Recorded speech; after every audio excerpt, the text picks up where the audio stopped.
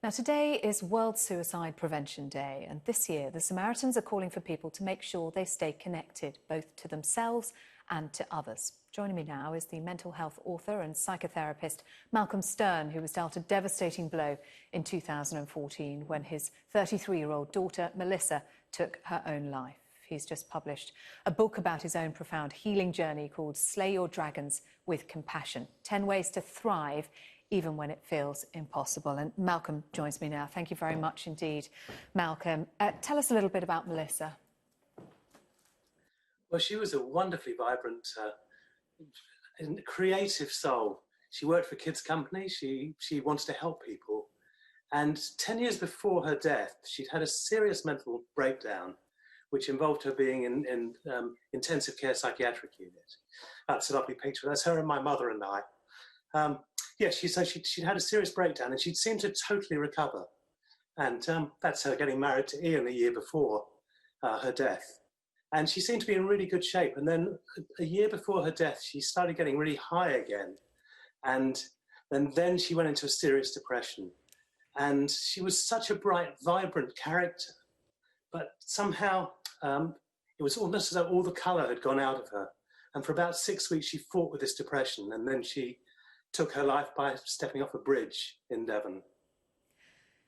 You talk there about the period of high before she sunk into this very deep depression, an unimaginable depression as you describe it. And in the book you write that in hindsight the signs were there. There was the stillness that is part of the healthy psyche was absent. She was all movement. But at that time, because of the way in which she lived her life, you couldn't see that. In retrospect, I can see it, but actually I think we have to look for these signs. And for me, what was visible was that she was way out of sync. And I wish I'd been able to sort of just spend more time with her and recognize that, rather than thinking, well, she's pretty high now and she'll come down at some point. When she did come down, of course, she went down very, very low indeed. Yeah, she did. And I joined a Samaritan suicide support group after Melissa had died. And that was really helpful. And it was helpful to hear other people who'd been in similar situations, recognizing that their children had often become quite horrible during the period where they were high. And I judged myself for thinking that Melissa was behaving awfully, when in fact she was just not able to hold on to herself. So it was really helpful hearing other people's stories of how tough it was for them when their kids were out of sync. And as a psychotherapist, you are trained to help people through difficult situations and to listen. But as a father, were you able to employ those professional techniques, or did that escape you? It's a bit like a surgeon, Sarah, operating on their own child. You're told not to do that. And I did try to engage with Melissa at that level, but she's my child, and she was my child. And actually it was very difficult to maintain the capacity to be professional and loving towards her as a father. They just don't connect that easily. But there are other things in retrospect that I would have done, like spending more time with her, making sure that her support system was well engaged. And a lot of the things that I've written about in my book, which are support structures for how we can thrive even when times are really tough. There are practices that we can engage in that will help us to manage ourselves. That word that you use, thrive, there stands out for me. It's quite startling in many ways, because most of us would think about just about surviving in a situation that you found yourself in. But you talk about how to thrive. What do you mean by that? I think initially, when we get beset by tragedy, what happens is that we start to fall apart. And I found myself not coping very well in terms of everyday activity. But after a while, you start to become more conscious of what's going on. And then I started to look at what I could do to support myself. So I went into therapy again, myself as a psychotherapist, going to see another psychotherapist. I wasn't ready to really let go there. But I began to realize as the years went on, it's 6 years now since her death, that there were actually practices I'd done that were helping me not only to survive, but in those words you used, to thrive.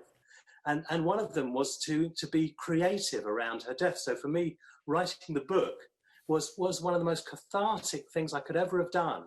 And I remember saying to the guy who was helping me put it together, if this book never got published, it wouldn't matter. I've gained so much from being able to delve into what happened to Melissa. So I've been looking at my ways of thriving and then set out, well, actually there are practices we can all do that are fairly simple that will help us not just survive, not just maintain sort of, our equilibrium, but to find ways of shining through that. I find in my therapy practice now that I'm able to go to very deep places with people because I've been there myself. And for me, that brings me joy that actually there is some value in Melissa's terrible death. Yes, you write about years on being able to see a hidden blessing in her death. By that, do you mean being able to look at yourself, but also how you might help others? And the first chapter of your book is about your radar, trusting our sense of intuition and our gut. Yes. I think a lot of the time we function very much on the left brain logical level, where we're looking to intellectually understand things.